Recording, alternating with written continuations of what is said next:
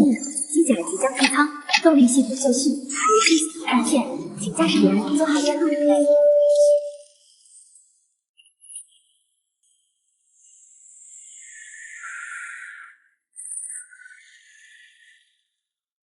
报告指挥部，第3防线主阵地已巡逻完毕，一切正常。指挥部收到，辛苦了。不是说测试通过了吗？为什么还不让我驾驶机甲？你是通过了战斗测试，但你和刑天的同步率太低了，你甚至不能完全控制机甲，这样上战场就是去送命。放屁！我不能控制机甲，为什么测评等级给我 A？ 还有，你给我的这台老古董可是第1代战甲，同步率低，别从我身上找问题，从机甲身上找。哼！吵，狠狠的吵，最好别让那女孩开机甲。别找了，我搁这呢。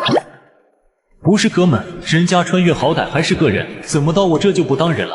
更坏的消息是，最近战况不太静，人类节节败退，刑品机甲已经被拉出来当训练机用了，而驾驶者是个攻击方式极其狂暴的神经质少女。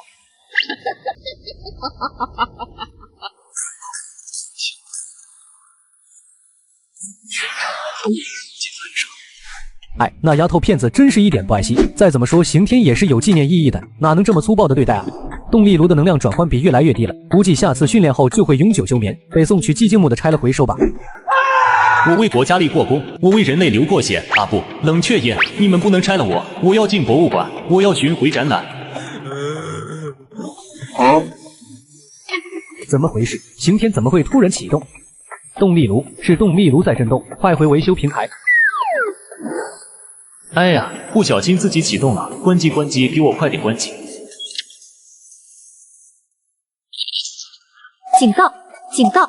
检测到有聚合兽正在急速靠近。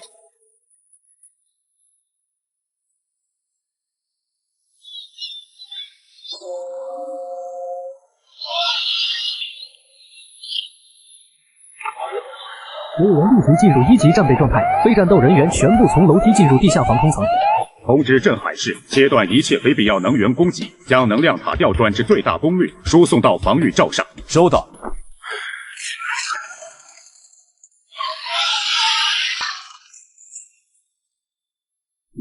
将军不好了，那只聚合兽体内产出了大量2型怪兽，前线损失惨重。红色飓风号和突袭者号已经在往回赶，还需要半小时。通知前线，不惜一切代价抵住。白银，你目前是基地内唯一能操纵机甲的人，距离刑天的上一次实战已经过去10年了，请务必小心行事。收到。身份确认成功，开始进行神经同步链接，链接完毕。来吧，老东西，让我见识下你当年是怎么成为传奇的。机甲即将退舱，动力系统受信，有危险出现，请驾驶员做好战斗准备。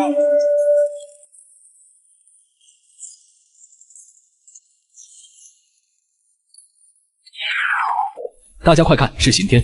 奶奶的，我作战这么多年，还是第一次看到刑天出击的身姿。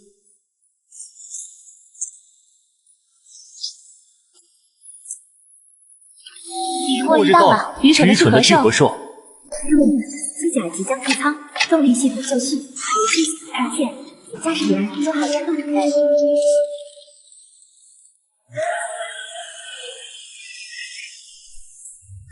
狼哥会死，那些小的2型怪兽居然撤退了，我有种不好的感觉。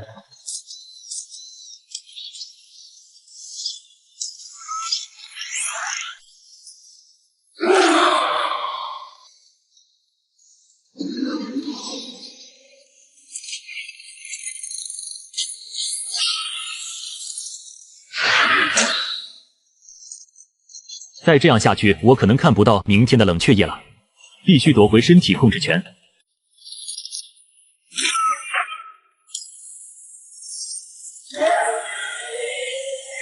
警告：背部装甲受损41%。奇怪，机甲怎么自动做出指令了？好机会！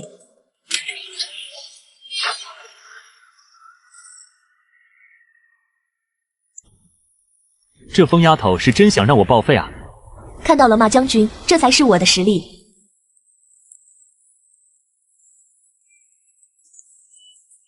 不，你周围有新的能量波动，快撤回机库，我们要下沉到安全层去。来不及了，机库下沉需要时间，你们现在就下去，我来拖住他们。你特么哪来的勇气一打二的啊？检测到宿主完成了首次击杀，进化系统已激活，已将历史击杀转化为相应的进化点数。宿主详细属性可查看面板，进化点可用于兑换商品。陆一平的机脑进入了史无前例的过载状态，整套进化系统都围绕着进化点数展开。只要刑天机甲能够达成击杀，就会获得相应的进化点数。怪物的等级越高，奖励的点数也就越多。但击杀也有3、6、9等之分。若是在没有任何帮助的情况下独立击杀怪物，就能拿到100%的奖励点数。但怪物要是受到其他攻击，则按照陆一平所造成的伤害比例发放点数奖励。这更迭玩意为什么非要在这时候激活啊？怪兽都快到我头上拉屎了！打开商店面板。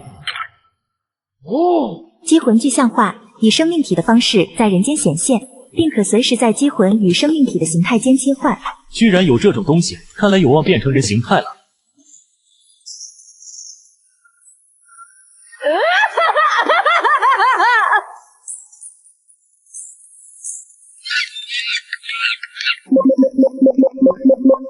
兑换成功，系统将在10分钟内完成派送。这尼玛怎么还有配送时间？不管了，这10分钟我怎么说也得扛过去。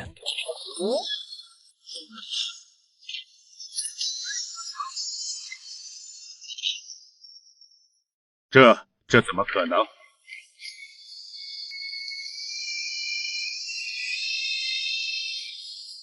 神经同步保护自动开启，头部链接已断开，同步率下降至72%。警告：头部装甲已损毁，热能视觉失效，能量雷达失效，备用视觉模组启动中。机炮锁定，瞄准眼部，目标已瞄准。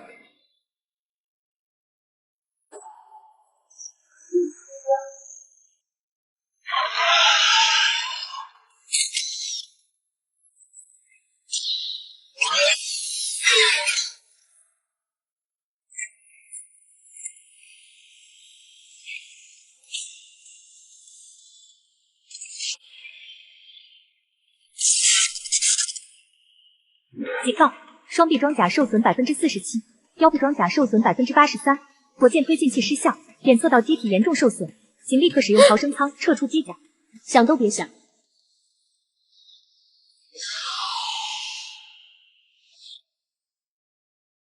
动啊，老东西，动啊！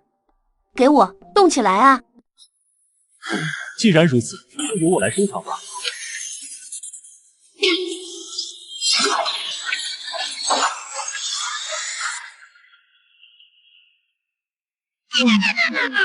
检测到机体严重受损，请立刻使用逃生舱退出机甲。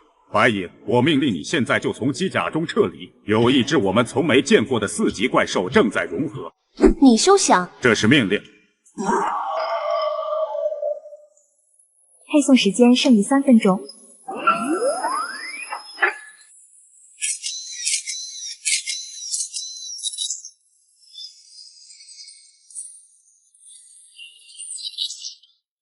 所以机甲被制造出来的意义是什么？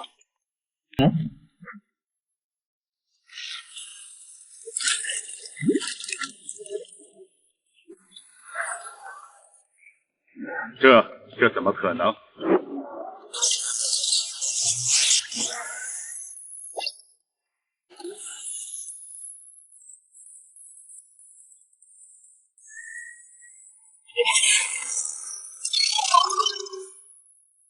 将军，接下来就交给我们吧。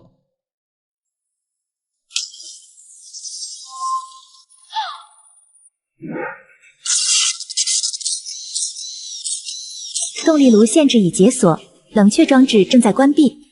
警告：动力炉已超过额定最大功率，机体正在溶解。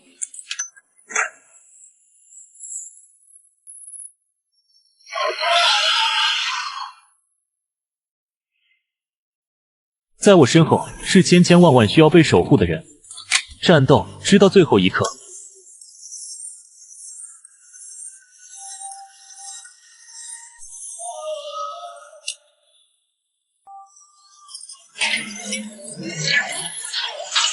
警告：腕部装甲受损31%，胸部装甲受损67%。动力炉已崩毁，机体运气将在5分43秒后溶解。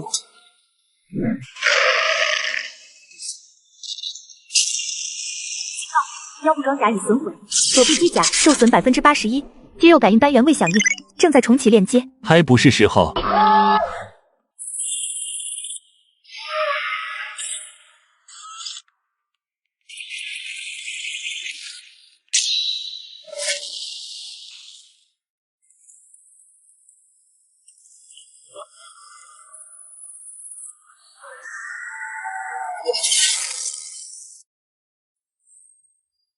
将军，接下来就交给我们吧。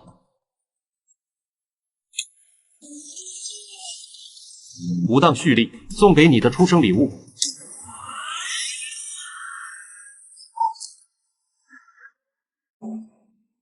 这是什么玩意儿？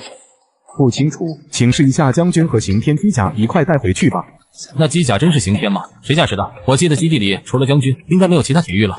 你怕不是忘了还有白影？谁？他一个半吊子，怎么开机甲？你别逗我了行吗？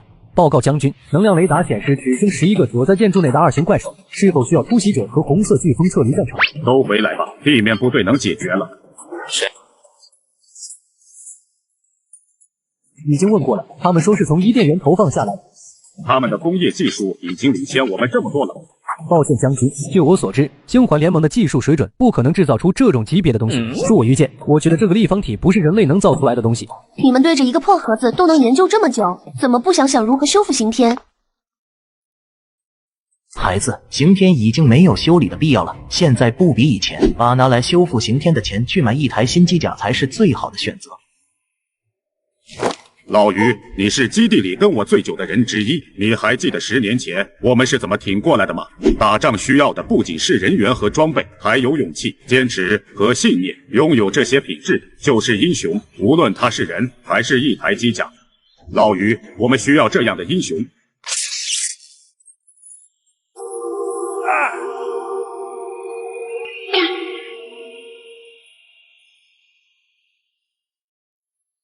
怎么回事？难道刑天是活的？这件事就这么定了。老于，一会等我们散了，你就带人开始修理，越快越好。好的，将军。现在你们认为该怎样处理它？将军，我们一致认为应该先确认立方体的材料性质，比如密度、硬度以及熔点、沸点等一系列基础属性。你们觉得有必要联系欧米伽科研综合体吗？是的，将军，这毕竟是天外来物，按照流程是要上报欧米伽的。那现在就把它搬到研究室。等一下，这东西跟刑天有关系。你在发什么疯呢？这立方体上又没刻刑天的名字，你哪只眼睛看到它和刑天有关？这零件是从刑天身上掉落下来的，我能感觉到这东西对立方体有很强的吸引力。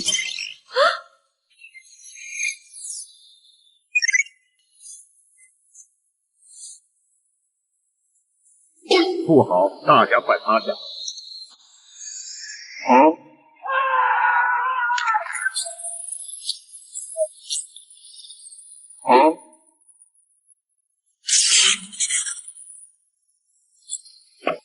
等等，这不是动力炉的形状吗？联系欧米伽科研综合体，让他们现在就派人过来。好的，将军。老于，维修计划先暂停一下。如果这座动力炉是寄生在刑天身上的东西，那后果将不堪设想。我们该怎么做？暂时先把刑天吊起来，试试看能不能把动力炉分离。如果分离成功，那就让刑天远离这个鬼东西，然后立刻着手开始维修，别再让这东西有任何可乘之机。是，将军。至于你战场抗命，你想过后果吗？我愿意接受惩罚。服从命令是军人的天职。你是天生的军人，我不是。白影，我暂时剥夺你铁狱的身份，把你在禁闭室面壁思过1周。如果你到时的态度还和现在一样，那你的名字将被从玄色苍穹的军团成员中移除。听明白了吗？明白了。所有人解散。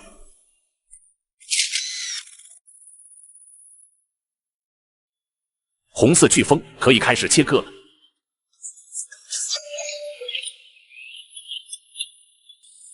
申请加大功率。批准。不行，快停下！这玩意怎么会这么硬的？控制台，红色飓风请求对刑天的装甲部分进行热切割。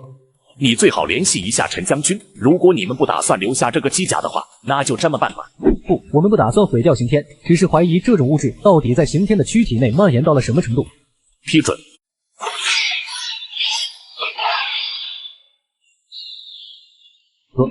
看来我们动手的时机有些晚了，如果早点动手，或许还能趁着融合程度低的时候完成切割。要不是那个小疯子非要拿这个破零件走到立方体面前，现在咱们根本就没这事。博士，我们还要试试其他切割方法吗？我们还有什么方法没事？联系陈将军吧。执行方案 B， 点燃动力炉，就在这研究。我们真的不需要把它带回去吗？连一台毁掉的机甲一块带回去，动动你的脑子，这可不是地球上的东西，千载难逢的好机会，你就打算这么把名垂青史的机会让给总部那群高高在上的家伙？可是没有可是，没搞清楚这东西的材质属性前，我们就一直待在这，还不快去联系陈将军？就现在！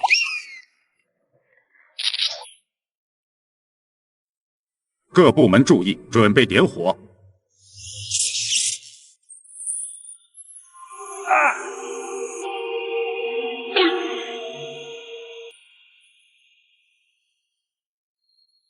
怎么回事？难道刑天是活的？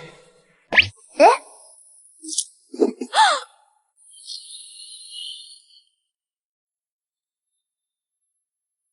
怪兽是我的敌人，你们也是。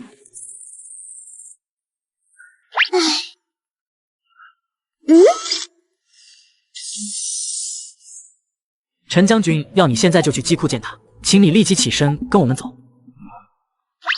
前面带路吧。将军，人带到了。你们对刑天做了什么？老于给他解释一下现在的情况。刑天在动力炉点火过程中出现了未知错误，导致玄色苍穹的主控系统被入侵。现在整个基地的电能都在朝刑天身上的动力炉汇聚，再这样下去，玄色苍穹的电力系统不到半小时就会崩溃，全自动数控火炮也会全部宕机，很有可能还会顺着管道继续抽取镇海市的电力。那我能做什么？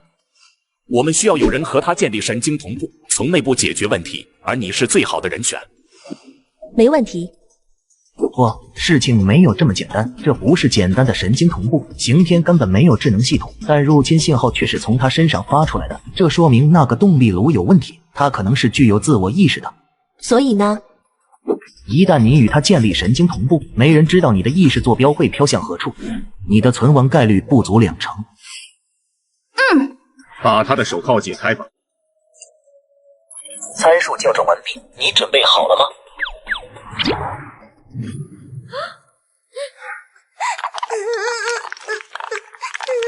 恨吗？倘若现在那位被奉为英雄的将军真的爱他的家，那这片废墟下就不会埋着白影死去的母亲。从那以后，白影再也不愿做陈为民的女儿，也再也不曾听人唤的陈影。妈妈走了。爸爸为什么不保护我们？他有军令在身，要去保护更多的人，那是命令，不可以违抗。一台分身乏术的机甲，还是2个同时遇袭的城市。这么多年过去了，白影早已理解他当时所面临的抉择，可理解并不意味着原谅。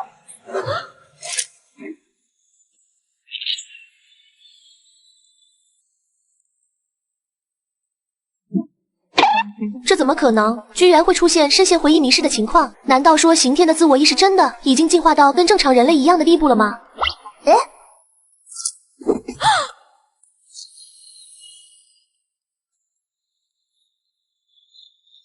怪兽是我的敌人，你们也是。所以你就在意识世界里面干掉了所有人吗？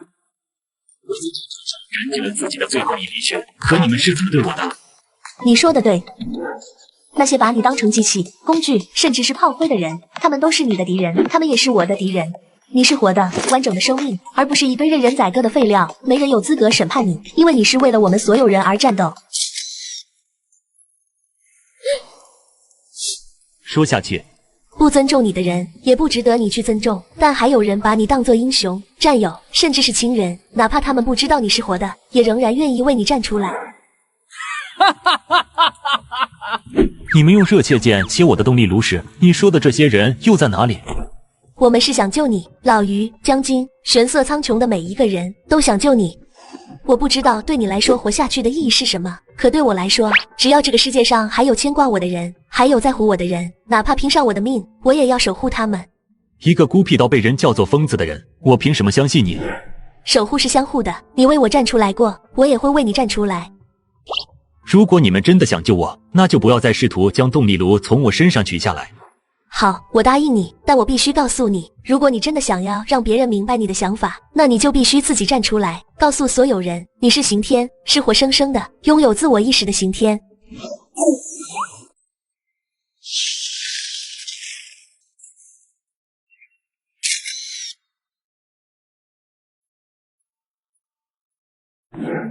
平儿，这么多年了，你终于回家了。我这是睡着了吗？你没睡着。白影，你怎么会在这儿？不对，我们这是在哪？你出现了很严重的追小兔症状，现在我们应该还在你的意识空间里。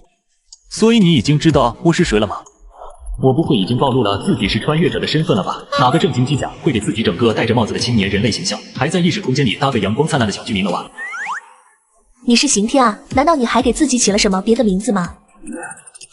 没有，我还以为你看到刑天是活的会更惊讶一些。所以需要解决的问题是什么？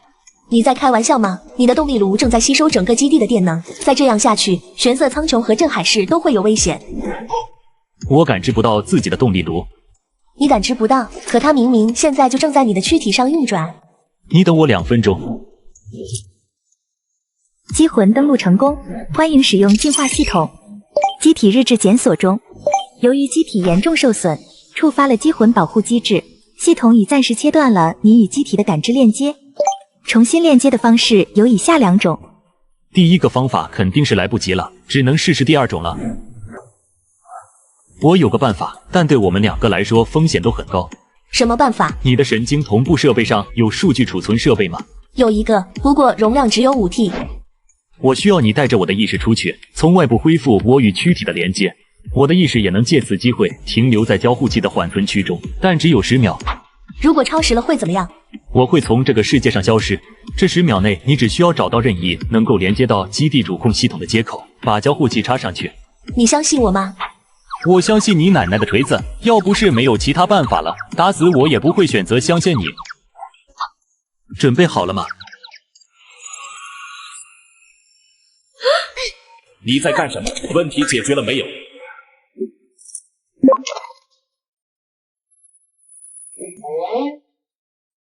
他到底在搞什么鬼？为什么刑天还在汲取能源？先是强行断开神经同步，然后就一句话不说把交互器插在接口上。再等等。此时的陆一平再一次陷入了追小兔之中，他必须从根本上接受自己已经不是人类的事实，才能彻底摆脱这种感知偏差，成为不受幻痛影响的机魂。你是谁？你是机甲还是人类？你究竟是以人类的身份还是机甲的身份活着？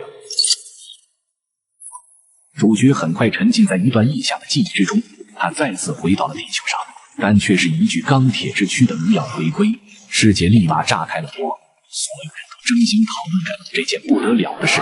人们采访他，跟踪他，试探他，因为他是个机甲，是个有着人类思维的铁人，但唯独没有人把他当人。所有人都对他敬而远之，顽皮的孩子们甚至会扔石子来砸他。直到陆一平一个人走了很久很远，终于抵达了他熟悉的那座城市，找到了熟悉的房门。平儿，这么多年了，你终于回家了。你还是人吗？可以是，可以不是。那你是什么？我可以是机魂，是刑天，是任何存在的东西，这些都不是你。不，你错了。无论我变成了什么，我永远都是陆一平。将军，电力系统在逐步恢复运转，我们成功了。刑天的状态呢？动力炉功率回落至正常水准，辅助视觉模组处于开启状态。除此之外，无法访问包括系统日志在内的深层数据，所有文档都被未知算法加密了。肯定是他干的，问题就出在那个交换器上。问题已经解决了，主控系统正常，电力运转正常，这才是最重要的。你听不懂人话吗？刑天还在那，随时都有可能再出问题。问题不是刑天，而是动力炉。你们已经试过把动力炉从他身上分离了，不是吗？将军，我和妮娜该主意了，请您今晚就把动力炉连同刑天的躯干一同打包，我们明天一早就把他带回总部做进一步的研究。抱歉，克里斯博士，我不能让你把刑天带走。将军，你知道自己在说什么吗？根据守望者联盟职能划分细则，欧米伽科研综合体对任何未经发现的物体、技术和样本拥有第一归属权。在来指挥室前，我刚刚收到联合阵线基地发来的求援，他们遭到了来自风暴海的兽潮袭击，其中光是统计到的4级怪兽就有7只，3级怪兽甚至超过了16只，这就是我亲自来控制室的原因。祥云龙舟还有半小时就会抵达玄色苍穹，把红色飓风投放到利川市，帮助他们抵挡兽潮，但这会导致玄色苍穹的防御等级大幅下降。我不会浪费任何战力。如果刑天胸前的动力炉没有问题，那他就可以继续战斗。他能在上1秒汲取整个基地的电力，就可以在下1秒把炮口对准你们。我们现在就回总部上报情况，希望你不要后悔今天说过的话。不送。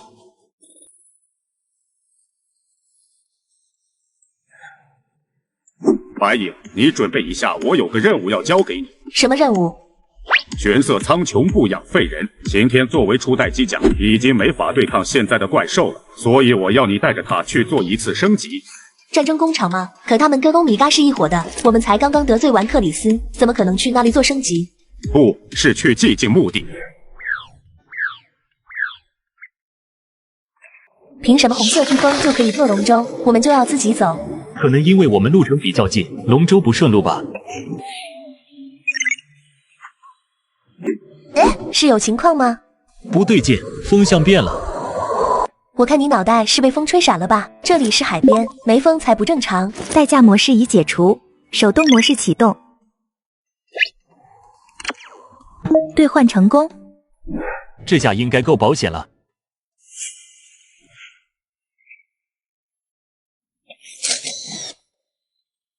停下，不然我们会立刻开火。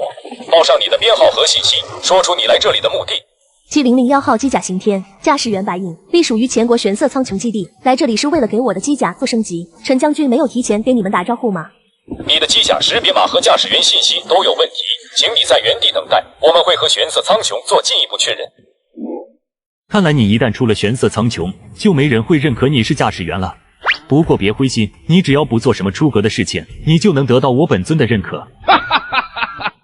信息确认完毕，允许进入，请前往4号机库停靠你的机甲。自从上次强行断开神经同步后，两人就建立了一种奇妙但微弱的同感。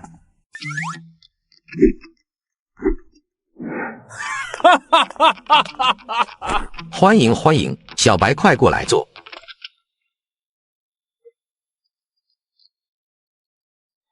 这陈将军啊，之前只在电话里说要预定一套升级部件，也没跟我说是给哪个机甲用。要知道是给刑天用，我再怎么也得打对折呀。我和陈将军是老相识了，战争开始前我就邀请过他来我的公司做军事顾问，不过他一心报国，没答应。但我是打心眼里佩服他的精神。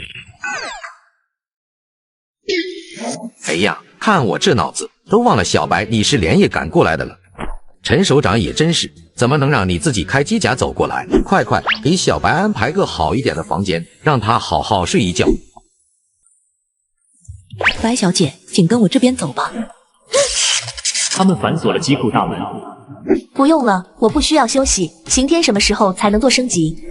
看来不是每个人都懂得享受，这么好的茶不喝，真是可惜啊。我不喝茶。陈首长以前最爱喝的就是这龙牙，不过自打战争开始，他就连茶也不碰了。你没回答我的问题。年轻人最缺的就是耐心和沉淀。你最好现在就回答我的问题。呵呵，你这孩子。把你的手给我拿开！我要是你，就把鞋一块脱了。哼，对付你这样的小毛孩还不需要。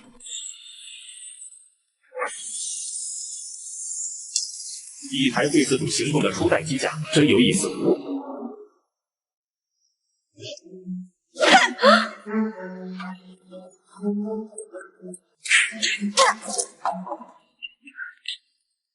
这下你还能往哪躲？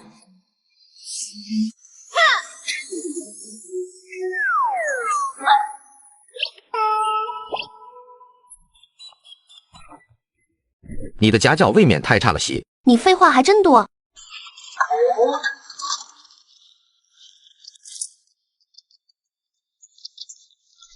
哟，小丫头还停留2把刷子吗？虽然我跟你一样看她不顺眼，不过我可没针对她下手。毒蝎，注意场合。如果不是看在陈将军的面子上，我本可以把你丢进海里喂鱼。毕竟从你刚才造成的破坏来看，就是把你卖了都赔不起。我念在你是故人之女，还想和气气的把事情解决。不过现在看来是我想太多，你和陈将军没有一点相似之处。我不懂你们是如何谈生意的，我只知道付了钱就该拿货。你东扯西扯说了这么多，却连商人最基本的职责都做不好。好，既然你现在就想得到答复，那我就开门见山的告诉你，你预定的那批货已经没了。货呢？稀世珍品，价高者得。你个骗子！第1代机甲除了刑天无人生还，第2代机甲几乎全部葬身无垠海，第3代机甲被联盟各国视为最强战力，数量稀少，有价无市。说到底，此事责任在我，所以我准备了一套9成新的2代标准化突袭者机甲，成本价给你们，多出来的钱一并退还，如何？买家是谁？跟你商量还真是费劲，算了，还是让我来跟陈将军商议吧。刑天。丫头，你是动漫看多了吗？对空气喊一声，是不会有英雄跳出来救你的。而且你叫的还是那台老掉牙的机甲，我没记错的话，刑天应该连智能系统都没装吧？他能听懂你在叫他吗？瞧不起谁呢？我徒步6小时到你这，脚底差点没在海里泡进水。你跟我说货没了，欺负我刑天脑无力是吧？我今天就来试一下这新动力炉的新功能。网络入侵中，预计破解时间3分17秒。这门的成本高得吓人，据估算，每20立方米聚力合金的成本就抵得上一台全新的2代机甲。看来硬闯是行不通了。我叫你不要动。哦呦，怎么了，小妹妹？是我把你打疼了吗？快让姐姐看看扩皮了没有。喂，是高天志吗？怎么回事？喂，听不见吗？各单位赶紧汇报发生了什么情况。那台机甲在破坏发电厂，具体原因还不清楚，我们现在就……刑天怎么会自己行动？快让他给我停下来！我人就在这，怎么让他停下？侦测到敌对机甲正在接近，系统分析中，目标为特化型第3代决战者机甲，战斗评级7级4900点，战斗力是我的3倍，你这让我怎么打？正在根据已有信息计算双方实力，寻找可行的战术建议。战术建议：撤退。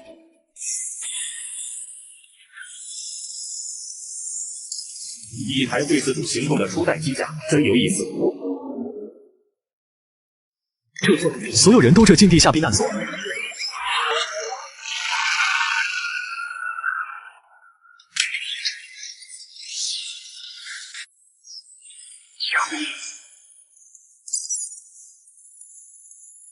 该死，他身上还连着其他发电厂的充能线。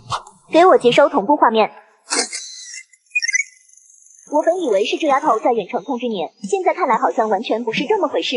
我给你30秒时间，把手放在我看得见的地方，然后一根一根把你身上的线缆全部拔掉，否则我可不敢保证这丫头会有个什么3长2短。计时现在开始。还差一点。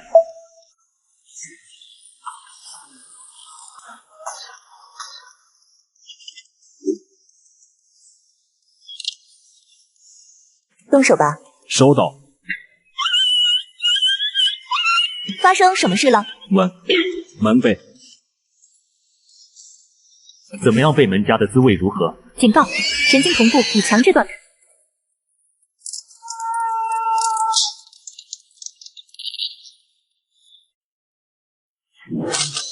还没打过这么富裕的仗。2个都打吗？都打，眼镜蛇已经不是我们的机甲了。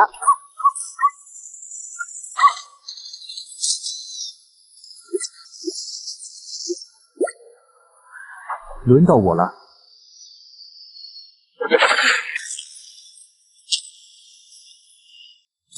所有人都撤进地下避难所。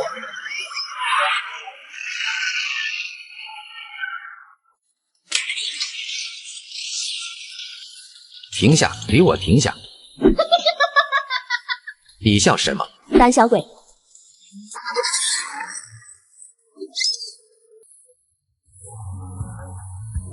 别靠近我！我们之间的账还没算完呢。嘿嘿。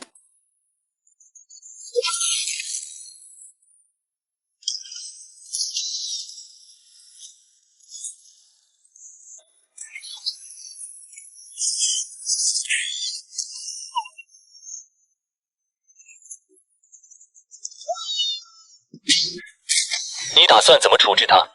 找个荒山野岭审问他，不配合就把他埋了。神经同步成功，当前同步率97%。同时操控2个机甲作战，运算内存快不够了。警告！检测到导弹靠近。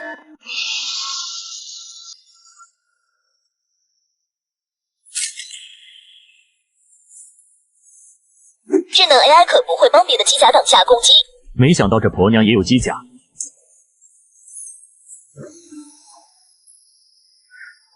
孵化型第3代决战人，代号无限，第3代辨别活动力中子，高度80，重量13600，战斗评级 C 级5+200。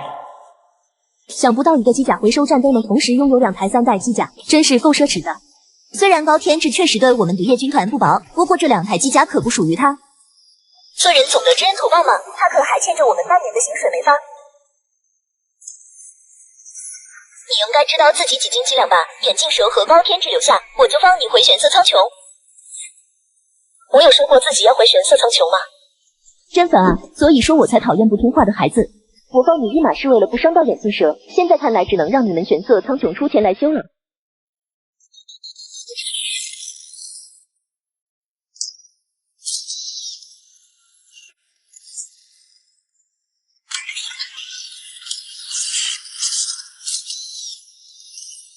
再见。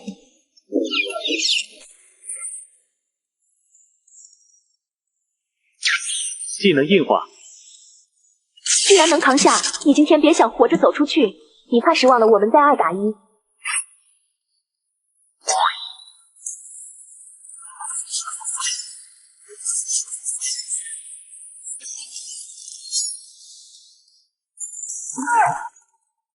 偷袭！我投降。把你的网络安全防火墙关了，开放所有连接端口。没问题。这套定制系统可是魔蝎唯一能装载的系统，无论你有多么高超的技术手段，都不可能夺走我对魔蝎机甲的底层控制权。网络入侵中发现可疑的异常波动，这里居然还能有难道黑科技的异常？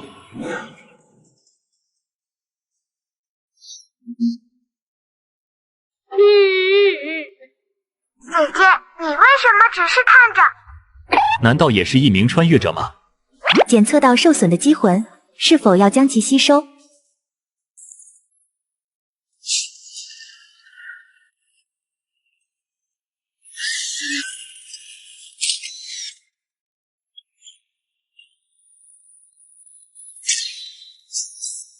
检测到受损的机魂，是否要将其吸收？确认吸收。获得新的击魂能力，击魂同调，在一定时间内打破现实之墙，将击魂之力附加在机甲之上，使机体性能短暂突破理论极限。检测到异常波动已消除，入侵完成，正在将击魂弹出。警告，神经同步已强制断开。这怎么可能？警告，逃生舱即将开出。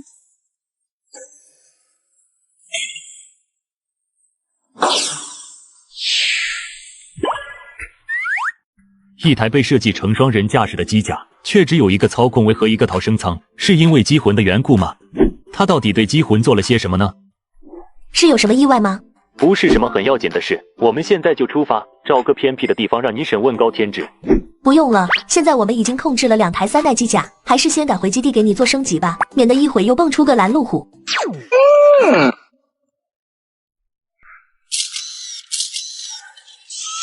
不对劲，风向又变了。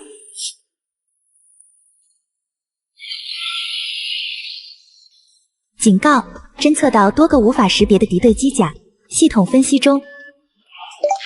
系统分析出现未知错误。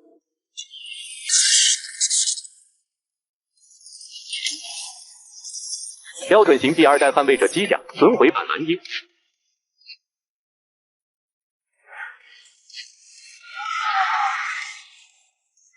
异形怪兽恶魔杀。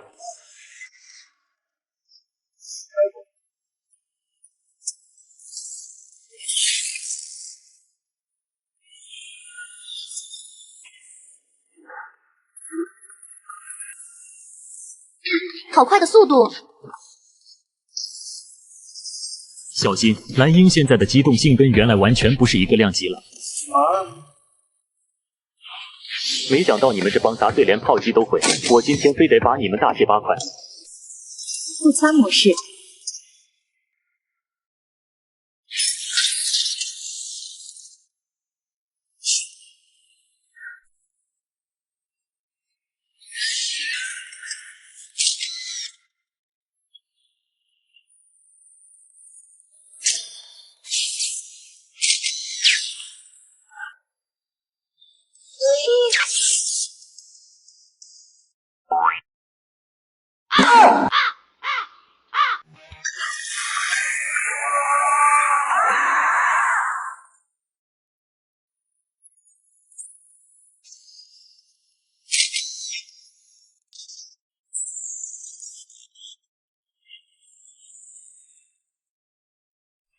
如果这真的是兽潮，那为什么联盟没有提前收到预警呢？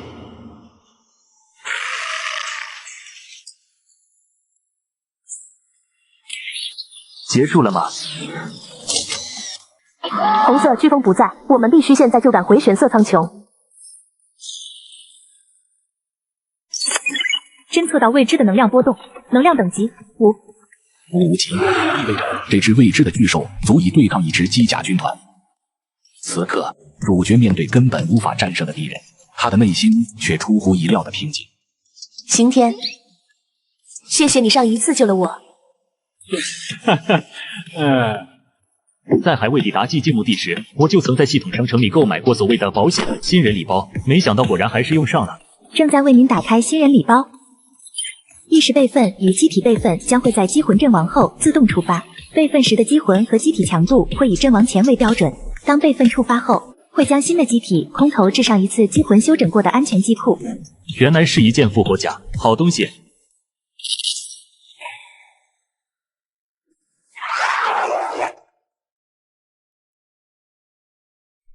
逃生舱引导程序启动中。你在干什么？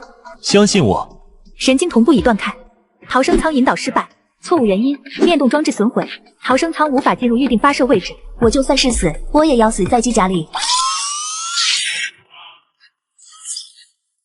相信我，你还会在玄色苍穹看见我的。只可惜我的2台新机甲还没有热乎，感觉会是场大战一样。但在此之前，我得先修正你们才行。来吧。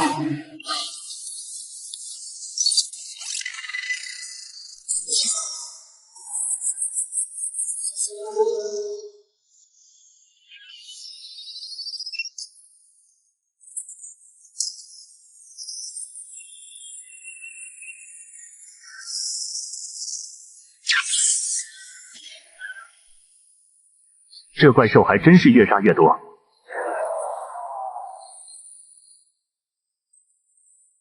开启机魂同调。警告：运算内存严重不足。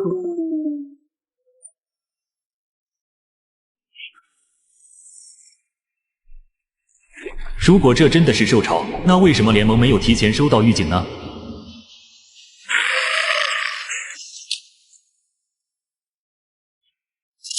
侦测到友方的大型空中单位，系统识别中。